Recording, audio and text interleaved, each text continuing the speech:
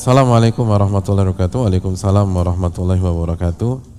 Semoga Allah memberikan keberkahan dalam hidup Ustadz serta keluarga. Amin. Begitu juga dengan yang bertanya dan kita semua. Bagaimana kiat agar kita mendapatkan kenikmatan, mendapatkan ilmu agama? Nah, ini pertanyaan penting hadirin. Jadi apa sih kiatnya? Kan dari tadi kita cuma ngelihat kita dengar testimoni, lalu kondisi real mereka, kok bisa mereka main di level itu? Apa kiatnya? Hadirin, kiatnya yang pertama, ikhlas dalam belajar, hanya mengharapkan ridho Allah Subhanahu wa Ta'ala. Kuncinya ikhlas. Al-Imam Ibnul Jauzi dalam kitabnya Saidul Khatir, ketika beliau mengatakan, kendala yang aku rasakan dalam menuntut ilmu itu lebih manis daripada madu. Berikutnya beliau jelaskan sebabnya. Kata beliau, li ajli ma atlub wa arju. Aku bisa merasakan kendalanya seperti lebih manis daripada madu karena apa yang aku harapkan dari belajar tersebut. Maksudnya karena aku mengharapkan ridho Allah. Karena aku berusaha ikhlas. Jadi semuanya manis. Semuanya manis. Keikhlasan itu penting. Kalau kita ikhlas, semua yang berat itu manis. Hadirin, di masyarakat kita, saya kasih analogi sederhana, di masyarakat kita itu banyak ibu punya anak satu stres. Jadi ibu punya anak satu stres karena anaknya jungkir balik, loncat sini, loncat sana, terus ngegambar tembok dan tembok rumah tetangga, terus ngetok-ngetok bemper mobilnya, pokoknya udah segala macam deh, stres tuh, stres. Tapi yang menariknya, tetangganya seorang ibu juga punya anak 11, bahagia. Bahagia. Apa yang membedakan? Ilmu ikhlas. Ikhlas itu bisa membuat sebuah tekanan jadi bahagia. Karena 11 juga jungkir balik, juga lebih ribet, tapi ketika dijalanin dengan ikhlas, seneng tuh seorang ibu. Harusnya kan logikanya, kalau punya anak satu stres, punya anak 11 gila gitu, harusnya. Tapi ketika yang satu menganggap anak adalah beban dan si tetangga menganggap anak adalah anugerah dan dia terima dengan ikhlas, enak tuh.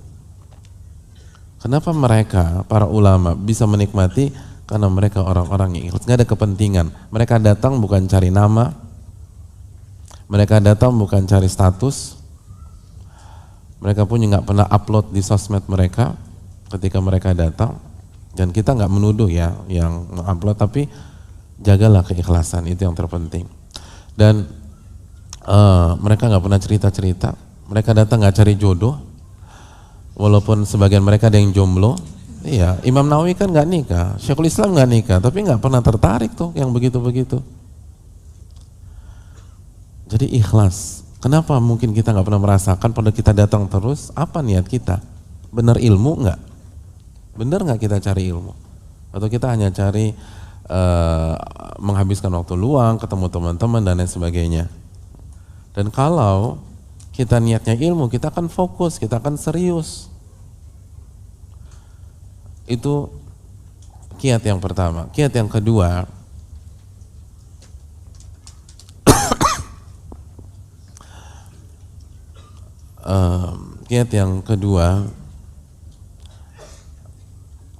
kita harus mencintai Allah Subhanahu wa Ta'ala dan Rasulnya.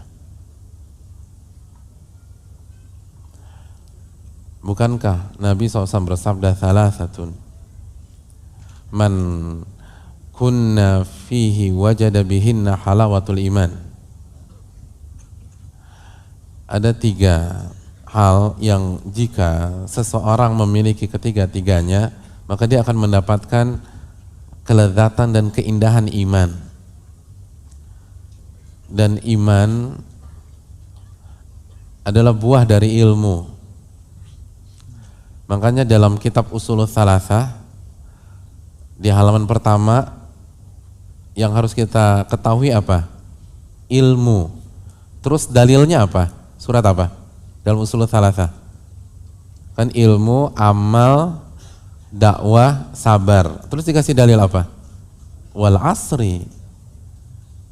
Innal insana lafi khusrin. Demi masa manusia itu mengalami kerugian kecuali illal ladzina amanu.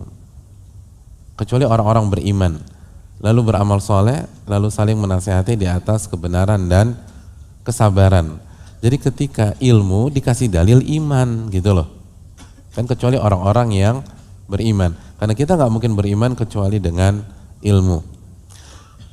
Nah, dalam hadis ini Nabi katakan ada 3 hal. Kalau kalian punya, kalian akan merasakan kelezatan iman, kelezatan ilmu. Di antaranya, yang pertama apa? An yakunallahu wa rasuluhu ahabba ilaihi mimma siwahuma. Allah dan Rasulnya lebih dia cintai dibanding selain mereka, selain Allah dan Rasul tersebut. Allah dan Rasulnya lebih dia cintai. Bicara kelezatan, bicara cinta hadirin. Kalau antum mau menikmati proses, antum harus senang dulu sama proses itu. Karena membicarakan pihak yang kita cintai itu selalu seru dan selalu kita tunggu-tunggu. Selalu seru. Saya ingin tanya sama antum, topik yang paling seru dibahas oleh bobotoh itu apa? Apa? Hah? Apa? MU atau Barcelona? Apa? Topik yang paling menyenangkan dibahas oleh Jackmania itu apa? Simpel aja hadirin. Kalau kita bete dengerin kajian, mohon maaf Anda nggak cinta sama Allah dan Rasulnya, nggak usah pakai basa-basi. Kita boleh klaim apapun, tapi fakta bicara lain. Gitu aja. Makanya kan kata Abdullah bin Mas'ud mengatakan apa? Man kana yuridu an ya'lam mada hubbihi lillah fa'arid nafsahu alal Qur'an. Kalau Anda ingin tahu sedalam apa sih cinta Anda kepada Allah, coba saja Anda bercermin bagaimana Anda menyikapi Al-Qur'anul Karim. Udah, sederhana. Nggak butuh klaim. Allah juga nggak akan ajak bicara lisan kita di hari kiamat. Kan dikunci mati nih. Karena ini kebanyakan ngeklaim hadirin. Kalau benar-benar menikmati, kan begitu. Dan bagi para pencinta, proses bisa jadi lebih indah daripada hasil. Proses lebih indah daripada hasil. Itulah alasannya kenapa ada begadang.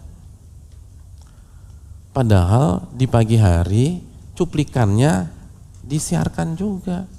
Atau kalau capek nungguin itu, YouTube udah ada. Dan langsung intinya, gol, selesai. Iya kan? Kan langsung cuplikan, langsung highlight-nya.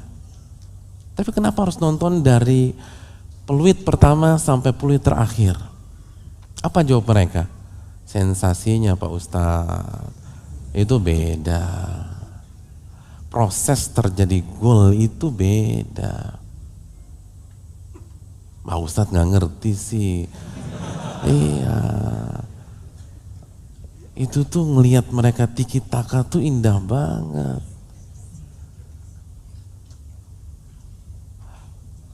Orang yang ngerti bola nih Pak Ustadz melihat seni bertahan catenaccio-nya Itali itu luar biasa. Walaupun ngebetein bagi yang nggak ngerti, karena nggak ada gol, kadang-kadang kosong-kosong. Tapi orang yang ngerti seni bertahan, oh itu luar biasa tuh Pak Ustadz. Itu kan dicari. Orang yang benar-benar jatuh cinta Mereka menikmati proses bahkan lebih daripada hasil. Masih ingat nggak waktu Indonesia kalah lawan Malaysia di leg kedua? Leg pertama di Malaysia, leg kedua di Indonesia. Agregatnya kan kalah. Ketika penggemar bola sejati ditanya, apa kata mereka? Kita bangga dengan Garuda. Loh kan nggak juara, mainnya bagus gitu. Padahal hasil nggak dapat tuh, piala nggak dapat. Tapi pencinta sejati itu menghargai proses. Bahkan terkadang proses lebih penting daripada hasil. Begitu juga. Pencinta Allah sejati itu menghargai proses. Dan seringkali proses lebih penting daripada hasil. Walaupun 7 juz amma nggak hafal-hafal udah. Lupa terus amma yatasaalun. Begitu sampai anin naba'il azim amma yatasaalunnya lupa lagi. Tapi nikmat karena cinta. Diubah-ubah udah. Itu alam udah paling lecek deh.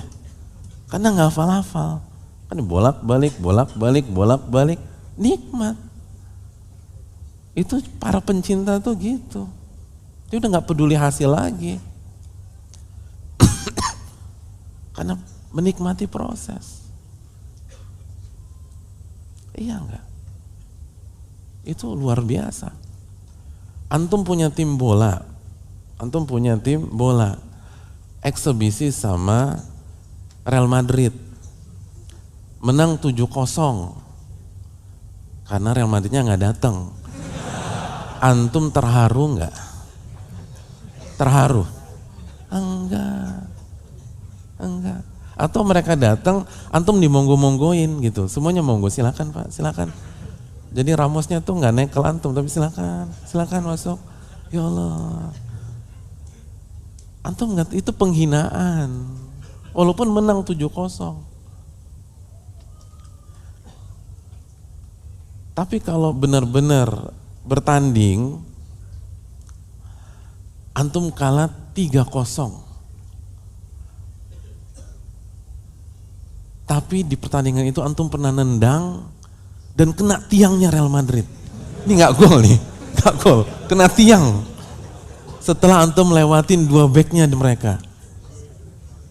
Kira-kira kalah 3-0, terharu apa mau bunuh diri? Terharu, ya Allah. Akhirnya kena tiang kan gitu. Iya, seneng. Pas kalah 3-0. Karena pencinta bola sejati. Senang proses tuh. Ya Allah, dia bisa juga ngelewatin dia. Padahal sih dia kesian aja. Apalagi main di sini kan gitu. Kalau langsung dibantai kan repot. Supporter kita kan yel-yelnya apa? Nggak bisa pulang kan begitu. Bahaya mereka. Subhanallah. Jadi simple aja dihadirin. Jadi sekali lagi, kalau kita nggak serius, kita ngobrol di majelis ilmu ketika ayat-ayat itu dibacakan, hadis-hadis dikaji, sederhana, nggak ada cinta dalam hati kita. Walaupun jenggotan, cingkrangan, hijab besar, cadaran, enggak. Ini nggak bisa dibohongin. Orang kalau udah jatuh cinta serius tonton. Istrinya manggil dicuekin sama dia. Istrinya tuh. Anaknya kecebur, Masya Allah, takdir udah. Ya final, ini final. Udah gak mikir, udah lupa. Tapi sekarang kita ngaku cinta kepada Allah, ngaku cinta Rasul. Begitu kajian ngerujak. Gimana? Ngobrol, sibuk sana, sibuk sini. Itu namanya cinta? Enggak. Cinta itu seneng. Makanya tadi ada yang nanya, apakah kenikmatan ilmu itu setelah kita dapatkan atau setelah kita amalkan? Jawabannya dari awal, bahkan sebelum datang ke kajian, itu udah terasa tuh. Udah terasa. Cinta itu penting hadirin. Cinta itu penting. Orang yang cinta kepada Allah pasti yang paling seru ngebicarain tentang Allah, ngebahas tentang Allah.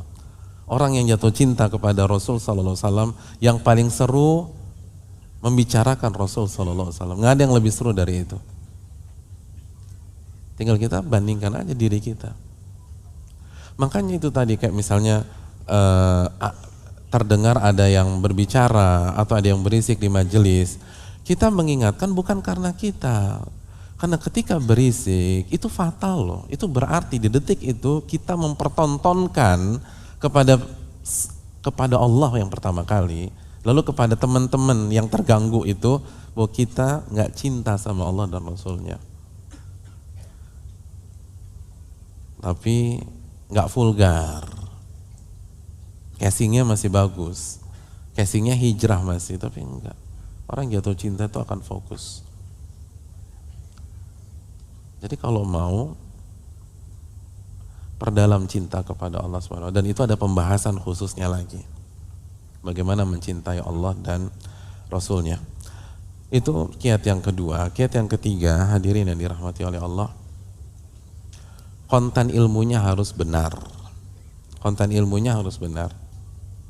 Ya itu tadi, kan kita udah cinta nih, begitu begitu mendengar pembicaraan seseorang, ternyata bukan Allah yang dibicarain,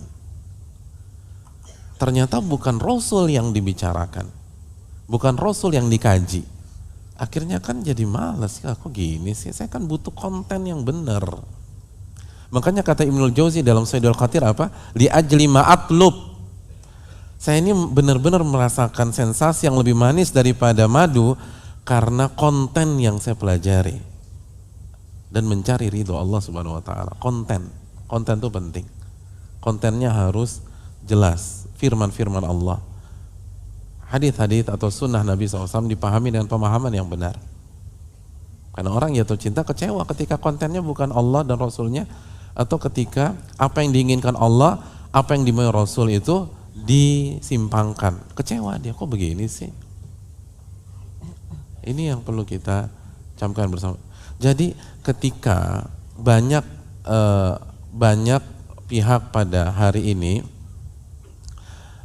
menikmati kajian karena retorika atau cara penyampaian, dan retorika penyampaian nggak ada masalah. Humor di kajian tidak ada masalah. Sebagian ulama juga lucu seperti Muhammad bin Sirin. Tapi saya ingin mengatakan gini, ketika pada hari ini banyak orang sangat concern dengan cara penyampaian, Ibnul Jauzi sudah main di level yang lebih tinggi. Itu bukan hal yang perlu dipermasalahkan. Yang penting ma'atlub, yang penting kontennya. Mau disampaikan dengan retorika yang tegas, humoris, lembut, seperti singa podium, yang penting kontennya itu yang saya butuhkan. Itu yang enak. Karena kan cintanya sama Allah. Selama kontennya tentang Allah, mau cara penyampaian apa seru-seru aja, kontennya Allah. Kecuali kalau kita datang karena ustadz, gitu loh. Kita datang karena retorika, maka retorika yang kita cari. Tapi kalau kontennya Rasul, retorika penting, tapi yang penting kan yang dibahas Rasul. Ya nggak, hadirin sekalian, kan begitu. Itu para ulama. Sekali lagi, retorika itu penting. Inna minal bayina la sihra, kata Nabi SAW. Di antara penjelasan itu bisa menyihir seseorang. Dan ini bisa positif, bisa negatif. Dan banyak ulama retorikanya bagus-bagus. Banyak yang singa podium, Nabi paling jago dalam retorika. Sallallahu alaihi wasallam. Dan ulama-ulama ada yang tipikalnya yang serius dan menggugah dan mudah menangis seperti Hasan Al-Basri, ada yang humoris seperti Muhammad bin Sirin. Selama proporsional nggak ada masalah. Tapi konten yang terpenting. Itu yang ketiga. Yang keempat, kiat yang keempat, Kiat yang keempat, hadirin yang dirahmati oleh Allah Subhanahu wa taala, sungguh-sungguh. Sungguh-sungguh artinya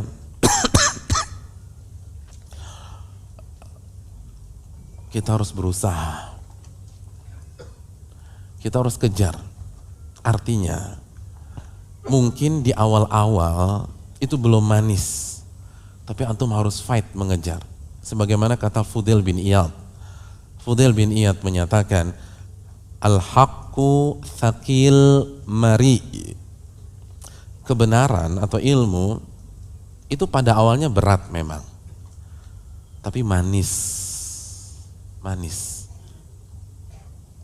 Karena butuh proses kan. Al-Imam Al-Muwaffaq Ibnu Lubbad Asy-Syafi'i, sebagaimana yang dibawakan dalam Syiar Alamin Nubala, kata beliau, man lam yahtamil alama ta'allum lam yadhuq ladzatal ilmi. Barang siapa yang tidak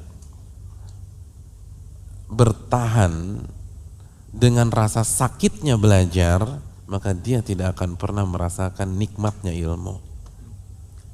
Barang siapa yang gak bertahan, merasakan sakitnya belajar, capeknya ngafal, datang harus berkorban, kalau weekdays harus bela-belain, kalau udah capek, tulang udah remuk-remuk dari kerja atau kuliah untuk datang kajian, kalau weekend kita korbankan waktu istirahat kita, dan itu kita lawan.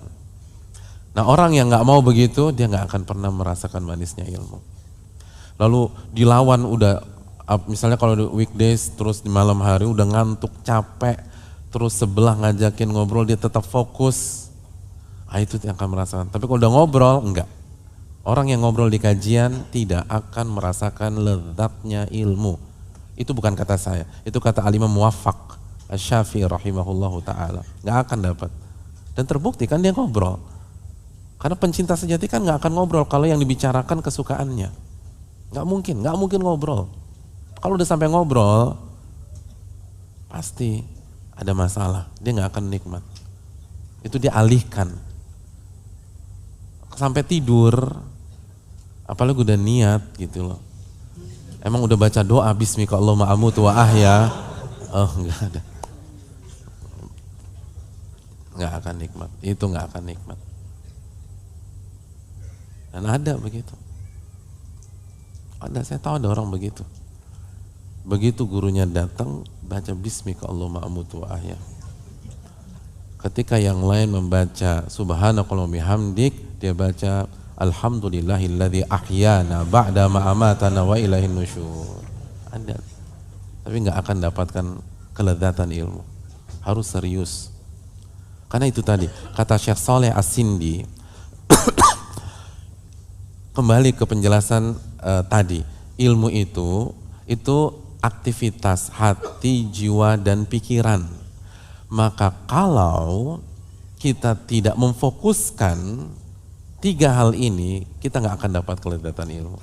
Jadi kalau pikiran kita pecah, mikirin A, B, C, hati kita kemana, nggak akan dapatkan. Karena ilmu itu mainnya di sini, putarnya tuh di sini. Kalau kita ingin mendapatkan, kita diam. Makanya sekali lagi, saat bukan hanya kita, seluruh ustadz mengingatkan, jangan ada yang bicara, jangan ada yang mengobrol. Itu sebenarnya support kepada jamaah, biar jamaah merasakan kelezatan ilmu. Karena mau datang terus selama bertahun-tahun nggak akan dapat, dan kesian. Dia nggak dapat sensasi paling indahnya. Harus diam. Itu para ulama itu. Makanya kan bahasanya Al-Muwaffaq Asy-Syafi'i, lam yahtamil alama ta'allum, barang siapa yang nggak bertahan ketika merasakan sakitnya belajar. Alam sakit, pasti ada ujian, tapi bertahan, harus bertahan. Maka sebagaimana kata Al-Fudail bin Iyad, memang awalnya mungkin pahit, awalnya berat, tapi kalau dilatih, maka Allah akan kasih manisnya ilmu. Ini yang harus membuat kita bertahan, hadirin yang dirahmati oleh Allah Subhanahu wa taala. Lalu yang terakhir, kiat yang terakhir ilmu itu berusaha kita amalkan. Ilmu itu berusaha untuk kita amalkan. Jadi diamalkan ilmu tersebut, niatkan untuk diamalkan. Kata Al-Imam Sahal bin Abdillah, al-ilmu ahadu ladzati dunia. Ilmu itu salah satu kelezatan dunia.